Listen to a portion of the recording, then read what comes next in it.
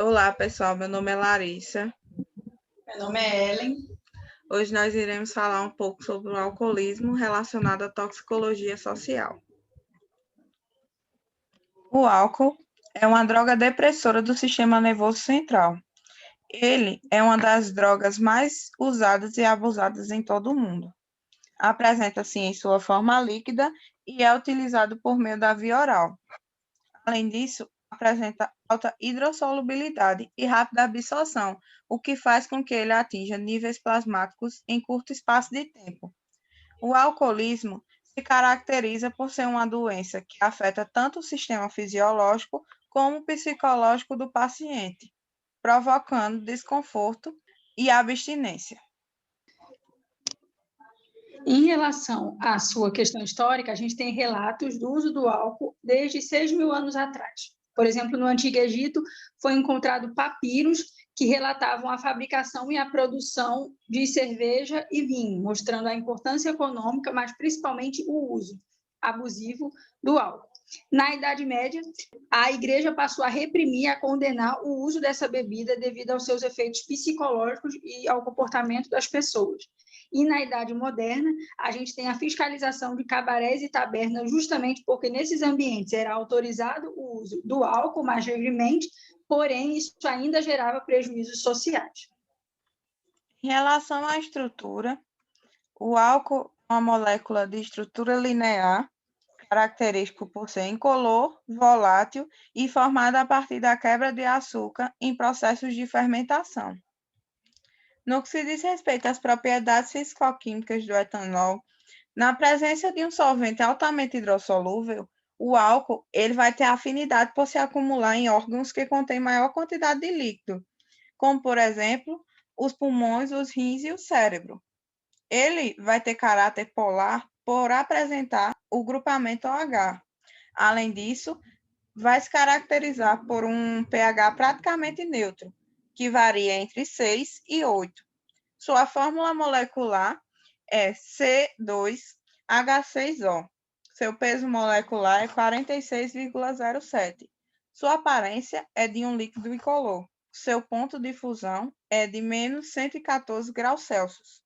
Seu ponto de ebulição é de 75,4 graus Celsius. Sua pressão de vapor é 58,7 HPa. A sua densidade é de 0,78 gramas por centímetro cúbico. Sua viscosidade é 1,19 cp. E, como eu já havia falado, sua solubilidade é em água, acetona, éter e gasolina. Em relação à estrutura e atividade dessa molécula, a gente tem que o etanol ele tem uma hidroxila, e é justamente essa hidroxila que vai fazer ligação com vários receptores, especialmente os receptores dopaminérgicos e receptores do tipo GABA e NMDA, que é o do glutamato. Essa ligação com os receptores dopaminérgicos em baixas quantidades vão ser responsáveis pelas sensações de euforia e bem-estar. E a alteração do receptor GABA vai gerar a inibição e movimentos lentos, fala enrolada e retardo fisiológico, que são os efeitos físicos apresentados da toxicidade por etanol. Em relação à toxicocinética do etanol, a gente tem o primeiro ponto, que é a absorção, que vai demorar cerca de 1 hora para acontecer. Vai começar na mucosa bucal e no esôfago. Devido a esse curto tempo em que ele passa nessas regiões, seja na mucosa bucal como no esôfago, ele vai ter uma baixa quantidade de absorção. Já no estômago, ele tem uma absorção de cerca de 20%. E no intestino, ele vai ter uma absorção de 80%, que é a maior absorção, no caso, no intestino delgado. Em relação a essa absorção no estômago, a gente tem uma observação em relação ao estado alimentado e jejum. Em momentos em que a pessoa está em jejum, essa absorção no estômago ela é muito maior devido à disponibilidade que se tem de absorver esse etanol. Já no estado alimentado, essa absorção é menor, e isso vai ter impacto na intoxicação. Quanto mais a pessoa ingere etanol em jejum, mais os efeitos da intoxicação vai aparecer mais rapidamente. Então, o recomendado é que a pessoa consuma no estado alimentar. A distribuição ainda na toxicocinética, a gente tem que ela vai ter uma alta distribuição sanguínea, como Larissa disse, em relação à sua hidrossolubilidade, e ela vai estar relacionado à irrigação sanguínea nos órgãos. Quanto maior a irrigação sanguínea, maior a distribuição que esse órgão vai ter em relação ao etanol. Alguns órgãos, como coração, fígado, rim, cérebro e pulmões, vão receber uma taxa muito alta de etanol, justamente por causa dessa irrigação sanguínea. Uma coisa muito importante ressaltar é a diferença de gênero em relação a essa distribuição. As mulheres, elas sofrem intoxicação muito mais facilmente que os homens por 2 motivos. Primeiro é que as mulheres têm a enzima álcool-desidrogenase gástrica muito menor em termos de quantidade que os homens, o que vai ocorrer uma maior disponibilização desse etanol no corpo em relação aos homens. E outro fator é um menor volume de distribuição que as mulheres têm em relação aos homens, que têm um maior volume de distribuição. E isso vai proporcionar uma intoxicação muito mais alta em relação às mulheres do que aos homens, pelo tempo de disponibilidade que esse etanol vai estar no corpo da mulher em relação ao do homem. Em relação ao metabolismo, nós vimos a absorção, distribuição e o metabolismo. O principal órgão que vai passar por esse metabolismo é o fígado, é o metabolismo hepático. A gente tem 2 enzimas responsáveis, a aldeído desidrogenase e o citocromo P450.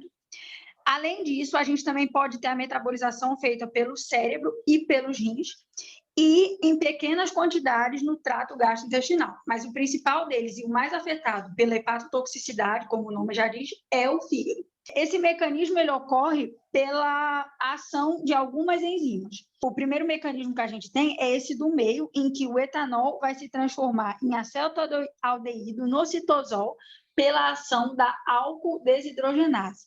Depois disso, esse acetaldeído, que é tóxico, ele passa a acetato pela ação da aldeído desidrogenase. E aí a gente vai ter esse sendo o principal mecanismo que ocorre no fígado. Uma forma alternativa também de transformação do etanol em acetaldeído, que é tóxico, é a transformação pela CYP2E1.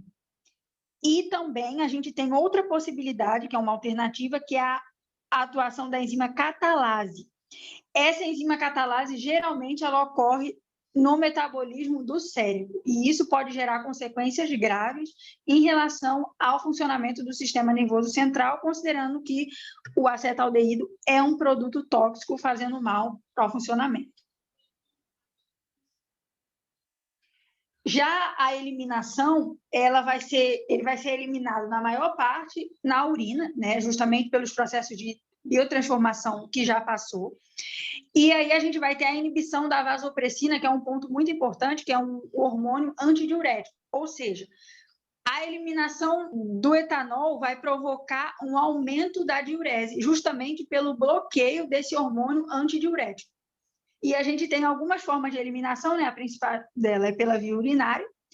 Pode acontecer também pelo suor, né? No epitélio, que é o mais difícil de acontecer, e pela expiração, que também é um fator, é uma taxa menor do que a urina, mas também pode acontecer, e é um ponto muito importante, porque essa forma de eliminação é muito utilizado, por exemplo, para a detecção de níveis altos de consumo de etanol em pessoas que estão dirigindo, né, nos motoristas, justamente para verificar se essa taxa está alterando alguma propriedade psicomotora. Só a título de curiosidade, né, um resumo aí de tudo que foi falado, esse é o caminho percorrido pelo álcool no organismo, né, desde a ingestão até o metabolismo. A gente vai ter ele passando aí pela boca, esôfago, nesse momento, fazendo a absorção, ainda que pouca em relação ao estômago, por exemplo. E a gente vai ter essa metabolização sendo feita principalmente pelo fígado, e a gente tem tanto isso sendo feito de uma forma normal, em doses aceitáveis, para não ser intoxicado, como numa sobrecarga, em que o fígado vai tentar metabolizar isso de uma forma mais acentuada, e aí vai acabar sofrendo hepatotoxicidade. Em relação à toxicodinâmica, a gente tem a atuação dela em diversos receptores, né? especialmente a gente fala da dopamina, que é o que gera dependência e tolerância, justamente pelos seus efeitos de euforia, bem-estar que eles vão trazer, fazendo com que o indivíduo tenha que ter doses cada vez mais acentuadas para alcançar os mesmos resultados psicológicos. E a gente vai ter a atuação dos receptores GABAérgicos e glutamaérgicos, que vão gerar os efeitos de sedação e intoxicação. Por quê? Nessa figura, a gente tem o funcionamento normal desses dois receptores, o GABA e o do glutamato, que é o NMDA. O GABA é responsável pelos efeitos inibitórios e o glutamato, no caso, os receptores NMDA, são responsáveis pelos efeitos excitatórios. Com a ingestão de etanol, o etanol ele vai aumentar a permeabilidade do cloro no GABA, fazendo com que o indivíduo tenha um efeito inibitório muito alto. No caso, o principal receptor é o GABA-A, e no glutamato ele vai fazer esse bloqueio da permeabilidade desses íons, desses cátions, né? O cálcio e o sódio. E aí vai ter essa pouca penetração desses íons, e nesse caso a gente vai ter um efeito excitatório muito diminuído. Então, o corpo vai ter um efeito inibitório muito alto, com a elevação do GABA-A, e um efeito excitatório muito baixo, com a diminuição, a queda dos receptores NMDA. No que se diz respeito à intoxicação aguda, nós temos que ela é conhecida popularmente como embriaguez. Ela é caracterizada pelo consumo excessivo de álcool e por distúrbios a nível de consciência, cognição e percepção do comportamento. As manifestações clínicas da intoxicação aguda, elas acontecem logo após o contato com o agente tóxico. E a duração dos sintomas, ela vai ser habitualmente curta. O efeito depressor, ele pode atingir as formações corticais, e à medida em que a concentração do etanol aumenta, pode atingir as funções vegetativas, que são relacionadas com o cérebro. Nessa imagem ao lado, nós temos algumas funções que o álcool pode afetar. Em relação ao cérebro, nós temos que pode elevar o risco de derrame, pode causar demência, Alzheimer, entre outras doenças. No coração, vai causar hipertensão, enfraquecimento progressivo e que pode virar atrofia. No estômago, pode causar gastrite e câncer. No pâncreas, pode causar destruição do órgão. Na perna, o enfraquecimento progressivo. Na questão dos órgãos sexuais, pode causar impotência sexual nos homens e reduzir a fertilidade nas mulheres. Então, são diversos efeitos que o consumo excessivo de álcool pode causar, prejudiciais que o consumo de álcool pode causar. Em relação à intoxicação crônica, nós temos que se estabelece quando já há uma dependência alcoólica. O paciente, ele geralmente não admite essa condição e nem se disponibiliza ao tratamento. Aqui, nós vamos ter alguns sintomas do alcoolismo, que seria o forte desejo de beber, a vontade incontrolável, a dificuldade de parar, de ter controle, de saber o limite, o uso continuado, apesar de ter sempre advertências, de ser orientado sobre o consumo, sobre aquela atitude, como está sendo negativa, a necessidade de sempre ter doses maiores, de atingir sempre o efeito do dia anterior e sentir falta do álcool no organismo, ou seja, sintomas físicos de abstinência.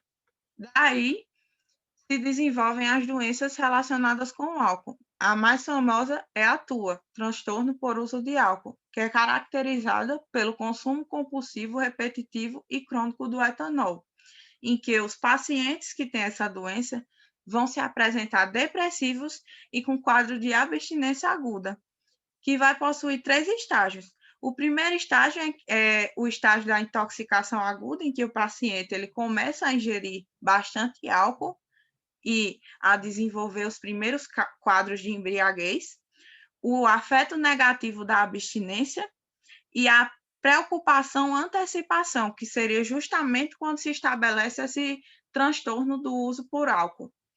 que é quando o paciente ele já está com aquele desejo incontrolável pela bebida, ele não tem mais controle.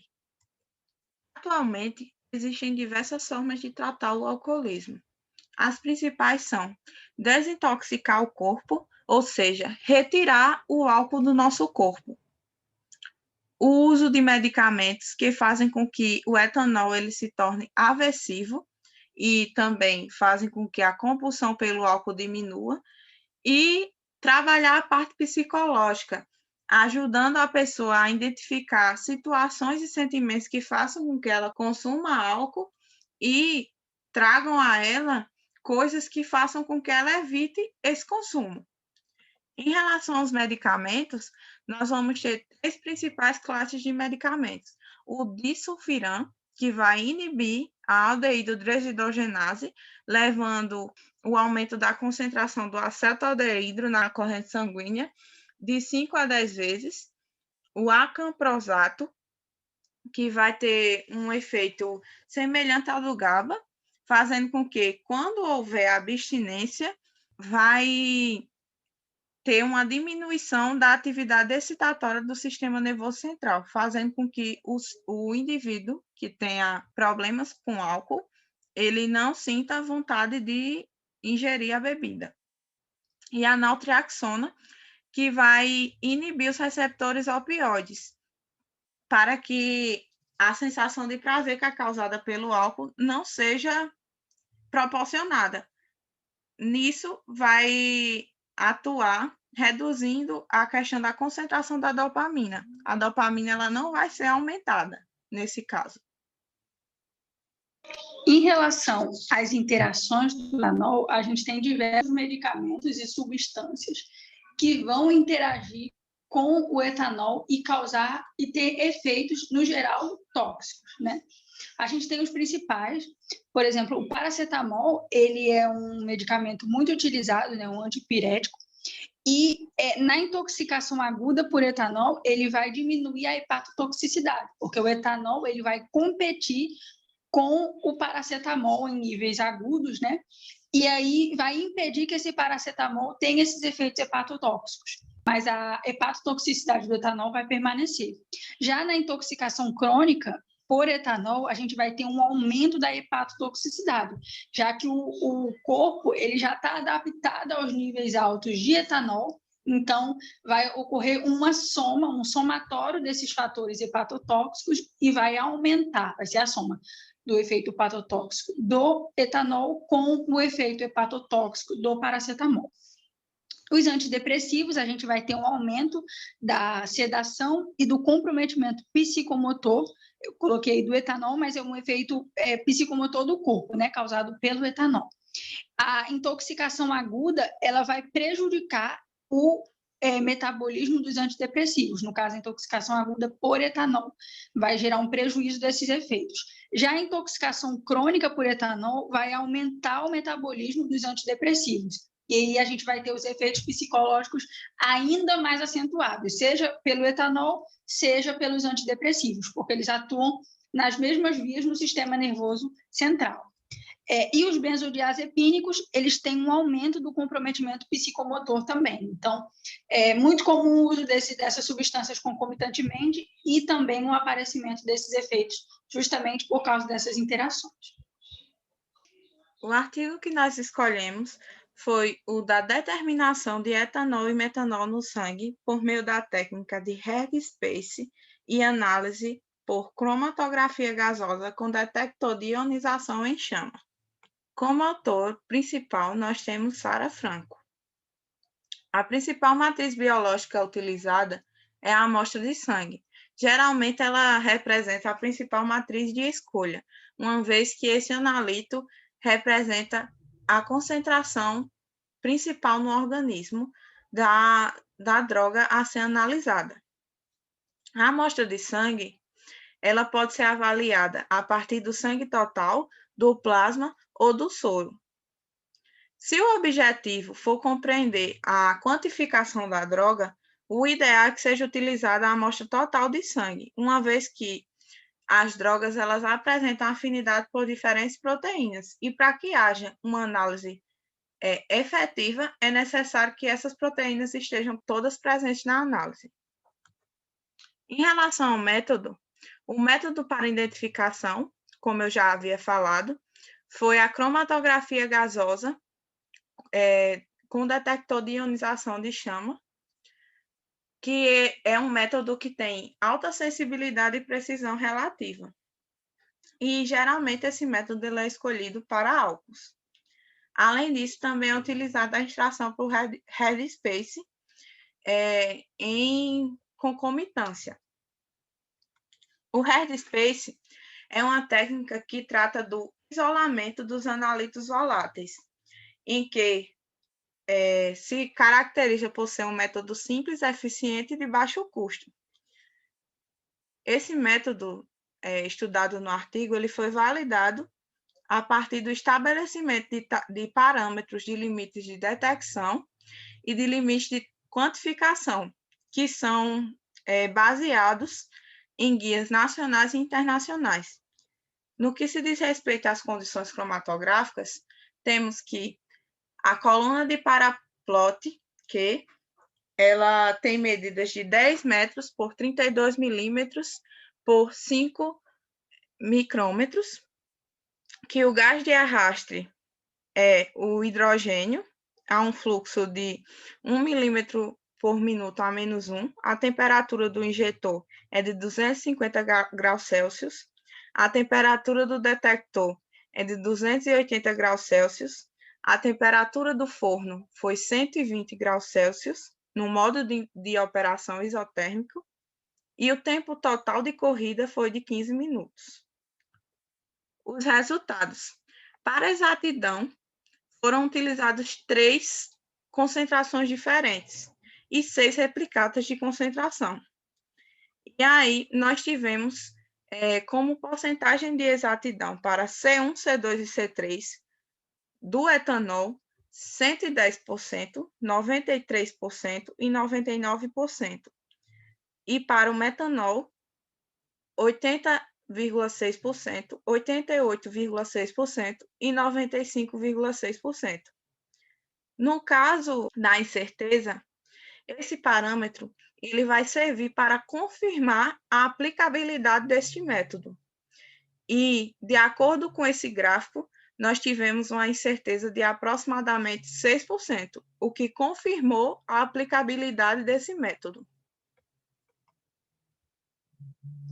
Em relação ao gráfico e aos resultados apresentados em relação às amostras, a gente tem primeiro esse gráfico que relaciona os valores padrões tanto do metanol quanto do etanol e o valor do N-propanol, que seria a solução padrão.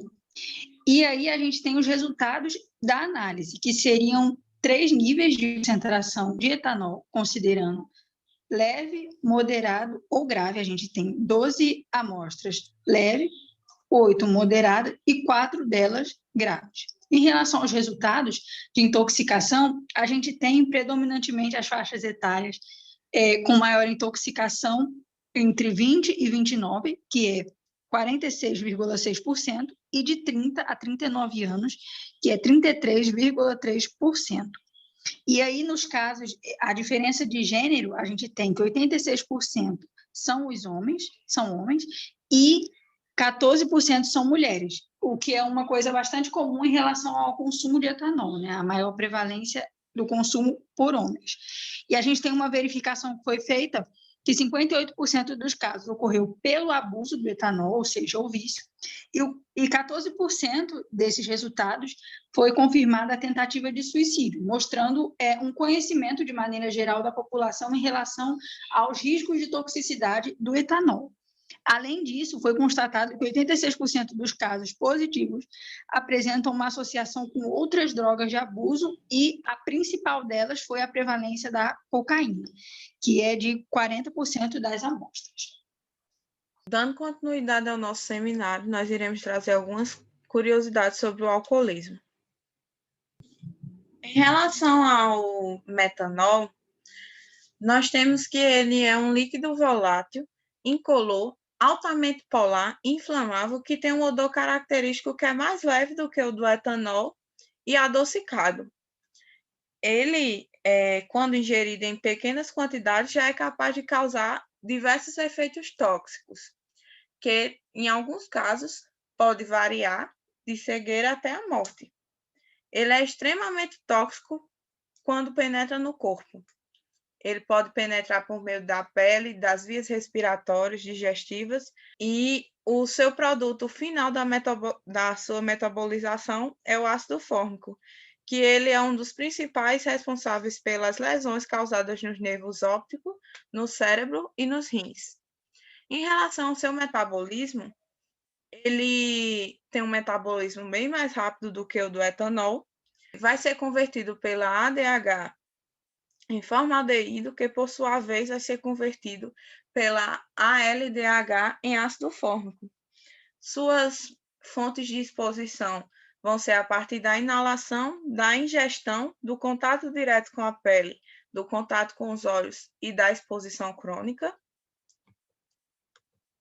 Os seus efeitos prejudiciais à saúde, quando nós falamos de sintomas e efeitos de intoxicação, nós temos dor de cabeça, vertigem, embriaguez, astenia, sonolência, dilatação de pupilas, diminuição da assiduidade visual, cegueira, porque em alguns casos ele pode causar degeneração das terminações da retina e do nervo óptico, e também em alguns pacientes pode acontecer a neurite óptica, que é decorrente do edema do nervo óptico.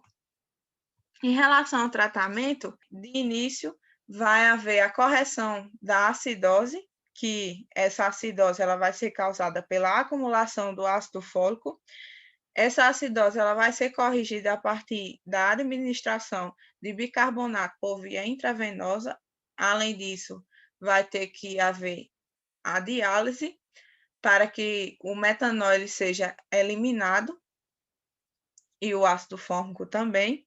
E também existe um medicamento que é chamado de formepizol, que ele é bastante conhecido e utilizado em casos de intoxicação com metanol.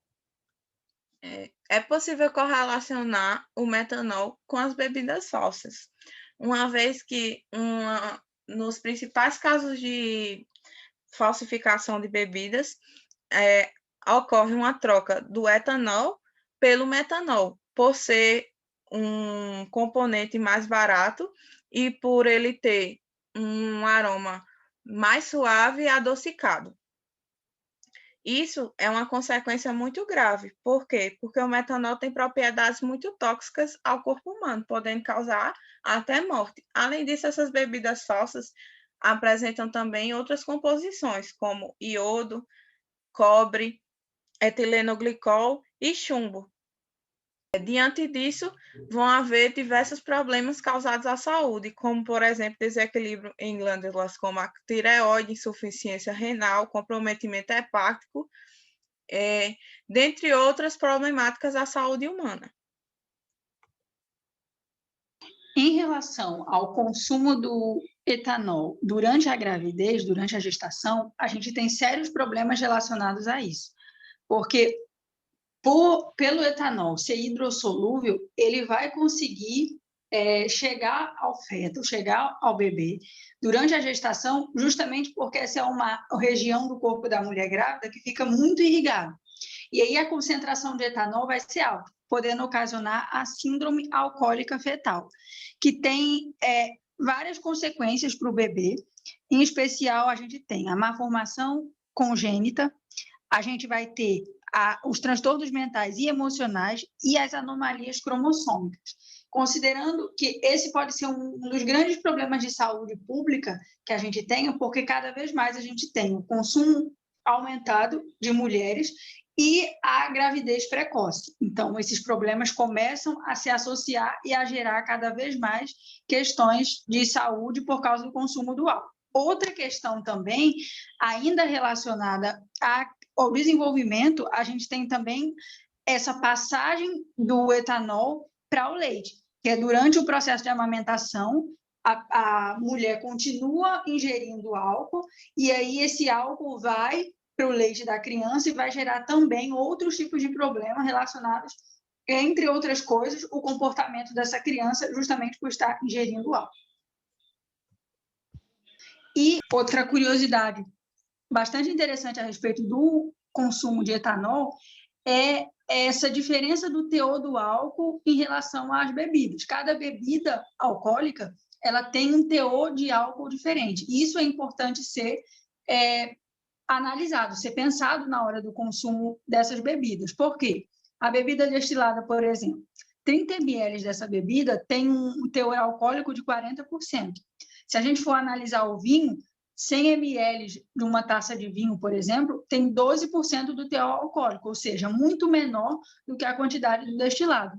Já a cerveja, se a gente for pegar um volume de 330 ml, a gente tem 4% do volume de teor alcoólico, ou seja, a gente não pode olhar apenas o volume da bebida, a gente tem que olhar que bebida é e o teor alcoólico que essa bebida tem para se considerar um nível adequado ou tóxico de consumo de etanol. Essas foram as nossas referências e obrigado, gente. Estamos à disposição para tirar qualquer dúvida.